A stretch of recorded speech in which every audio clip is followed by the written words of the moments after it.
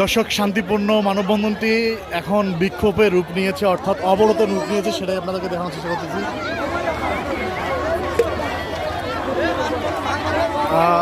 সকাল থেকে মানববন্ধন চলছিল।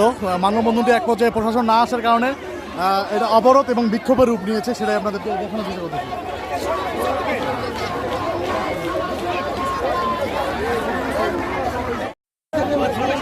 দর্শক, সকাল থেকে শান্তিপূর্ণ মানববন্ধন হচ্ছিল।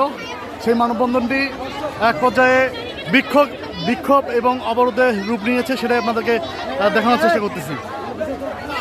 রাস্তার দুধারে শিক্ষার্থীরা কিন্তু শুরু থেকেই দাঁড়িয়ে কিন্তু তারা শান্তিপূর্ণ মানববন্ধন করছিলেন, কিন্তু প্রশাসন না আসার কারণে তারা এক পর্যায়ে এই শান্তিপূর্ণ মানববন্ধনটি বিক্ষোভের রূপ নেয় এবং সড়কটি অবরোধ দেয়।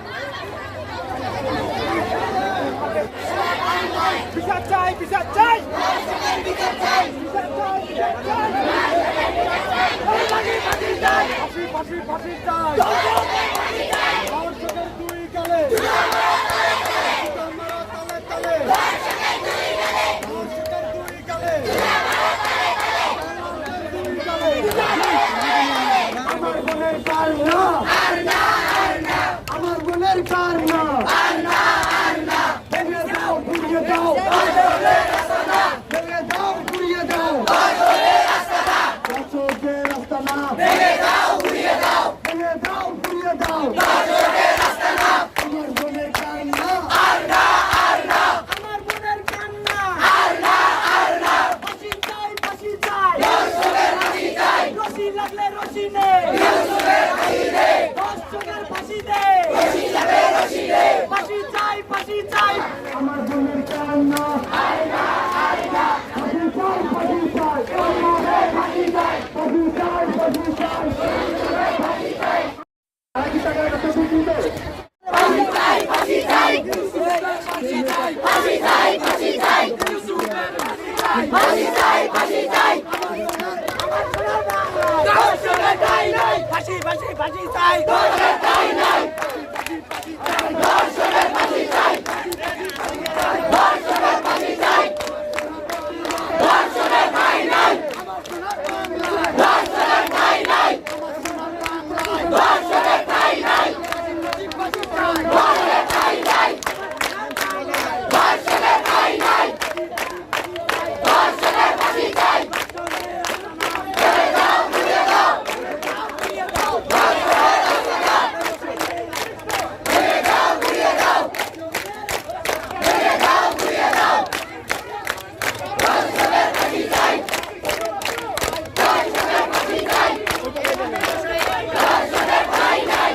আপনাদেরকে আমরা পাশে না পাই, সামাজিক কোন দেশটা আপনাদের দ্বারা হবে আপনাদের কাছে আমরা জানতে চাই। হ্যাঁ, আপনাদের দ্বারা কোন দেশটা হবে আমরা জানতে চাই। এলাকাবাসীর দায়িত্ব কি? এলাকাবাসী আজকে এই ক্ষেত্রে কথা বলতে চায় না, দর্শকের বিচার হচ্ছে না। যখন আমরা প্রশাসনের কাছে যাই আমাদেরকে বলা হয় যে নিশ্চিত আপনারা শাস্তি পাবেন, থেকে বাঁচার কোনো উপায় নাই, অথচ ধর্ষক এই ইউনিয়নে ঘুরে বেড়ায়, অথচ তাকে গ্রেপ্তার করা হয় না। আজকে আমি যদি নির্জন এলাকায় গর্তের ভিতরে ঢুকে সরকারের বিরুদ্ধে একটা পোস্ট নেই, আমাকে ধরতে 3 ঘন্টাও লাগবে না, তাহলে প্রকাশ্য প্রমাণিত ধর্ষককে কেন ধরতে এত বিলম্ব হচ্ছে এটা আমি জানতে চাই। কোন পুলিশ অফিসারের মেয়ে ধর্ষণ হইতো তাহলে কি তারা বসে থাকতো? এতক্ষণ কি বিচার হইতো না? তাহলে আমাদের সাধারণ মানুষের কেন বিচার হবে না? পুলিশ কি বুঝায় আমাদেরকে? আসামি এখন এলাকায় আছে, আসামির লোকেশন পর্যন্ত পাঠানো হয়েছে। পুলিশ আমাদেরকে বলে আপনারা ভালো করে তদন্ত করে আমাদেরকে খবর দেন। তাহলে পুলিশ কি পাল ভাড়ায়? পুলিশের কোনো ক্ষমতা নাই। আমরা যদি ধরি পুলিশের কি পাল ভাড়ায়? আর কি ভালো মানুষ আমরা যোগাযোগ করি না, পুলিশ কি বুঝাইতে যাচ্ছে? পুলিশ টাকা খায় তাদের ভিড় ধরিয়া আমাদেরকে বুঝাইতেছে যে আমাদের পক্ষে আছে। পক্ষে আমাদের নাই, আমাদের পক্ষে নাই, তারা আছে টাকার পক্ষে। তাদের কোনো আইন নাই, তাদের বিচার করবে না। যদি বিচার না করে আমাদের আইন আমরা নিজের হাতে তুলে নেব। আমি চাই যতক্ষণ কি বলবো আমি, আমার তো বলার মতো কোনো ভাষা নেই। আজকে 4 দিন হয়ে যায় আমার মেয়ে এরকম অবস্থা হয়েছে। আমি প্রশাসনের কাছে গেছি, সমাজের কাছে গেছি, মানুষের কাছে বিচার চাইছি, শুধু আজকে প্রকাশ্যে ঘুরে বেড়াইতেছে। একজন আসামি যদি সে যে জায়গায় পলাতক থাকুক, আইনের উচিত তাকে 24 ঘন্টার মধ্যে খুঁজে বের করা। কিন্তু আজকে 4 দিন হয়ে নেই। আপনাদের কাছে একটাই আবেদন, আজকে যদি কোনো মন্ত্রীর মেয়েকে ধর্ষণ করা হইতো, আজকে যদি কোনো ম্যাজিস্ট্রেটের মেয়েকে ধর্ষণ করা হইতো, আজকে যদি কোনো অফিসারের মেয়েকে ধর্ষণ করা হইতো, আপনারা কি থেমে থাকতেন? আর আমার পাশে কেউ, আমার পাশে আপনারা যারা আছেন তারা আপনাদের কাছে আমার এটাই আবেদন, আপনারা সঠিক বিচার আমাকে দেবেন। আমি এর কঠিন থেকে কঠিনতম শাস্তি চাই, কারণ আমার সাথে যেটা হয়েছে আর কোনো বাবা মায়ের সাথে যেন সেটা না হয়। আমাদের এই শিক্ষাবর্ষের অষ্টম শ্রেণীর শিক্ষার্থী যে গত বৃহস্পতিবার ধর্ষিত হয়েছে, এখন পর্যন্ত সেই ধর্ষক ইউসুফ এখনো পর্যন্ত গ্রেপ্তার হয়নি, এখনো পর্যন্ত কোনো প্রশাসন তার বিরুদ্ধে অ্যাকশন নেয়নি। আমরা বলে দিতে চাই, আমরা কাকিনা স্কুলের পক্ষ থেকে বলতে চাই যে অতি সত্বর যে কোনো বিনিময়ের মূল্যে হোক এই ইউসুফকে তাড়াতাড়ি গ্রেপ্তার করে আইনের আওতায় এনে তাকে দৃষ্টান্তমূলক শাস্তি দেওয়া প্রয়োজন। নালে কালকে আপনার মেয়ে, আপনার বোন, আমার মেয়ে কেউ কিন্তু নিরাপদ নয়। আমরা প্রত্যেকেরই নিরাপদ নিশ্চিত করতে চাই। তাই এলাকাবাসীকে সচেতন থাকতে হবে, শুধু মেয়েদের নয় ছেলেদেরকেও সচেতন থাকতে হবে, সজাগ থাকতে হবে। আমরা আর একটিও ধর্ষণ দেখতে চাই না, আমরা একটি মেয়ের নির্যাতন সহ্য করব না। আমরা সকলেই যদি একত্রবদ্ধ হই, সচেতন হই, তাহলে এইরকম নির্যাতনের বিরুদ্ধে আমরা এই ধর্ষককে রুখে দিতে পারবো ইনশাল্লাহ।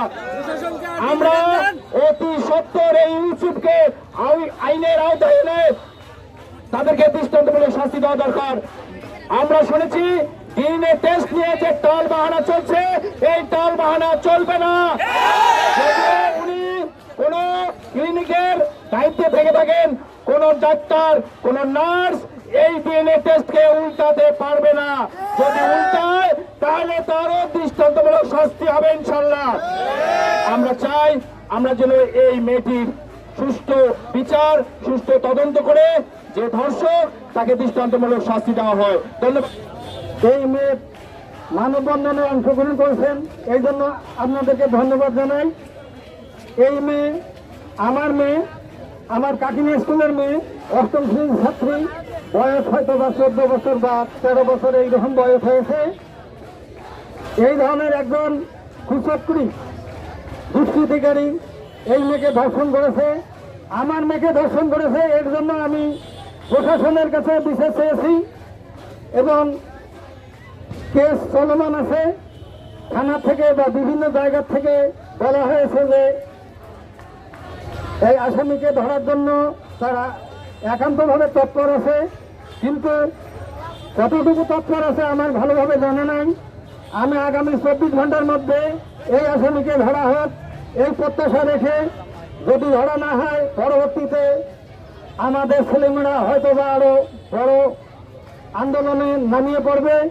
যাতে কোনো আন্দোলনে নামিয়ে করতে না পারে, আন্দোলন করতে না হয়, সেজন্য আমি প্রশাসনের সদয় দৃষ্টি আকর্ষণ করছি। এবং যদি আগামী 24 ঘন্টার মধ্যে আসামি দ্রুত না হয় তাহলে আবার এ ধরনের আন্দোলন শুরু হবে। আমি প্রশাসনকে এই নিয়ে সজাগ রাখতে চাই। ধর্ষণকারী আবার সাংবাদিক সম্মেলন করেছে, এটার জন্য আমি ধিক্কার জানাই। এবং যারা সাংবাদিক ভাইয়েরা আপনারা আজকের এই অনুষ্ঠানে উপস্থিত হয়েছেন, আপনাদেরকে আমি আন্তরিক ধন্যবাদ জানাই।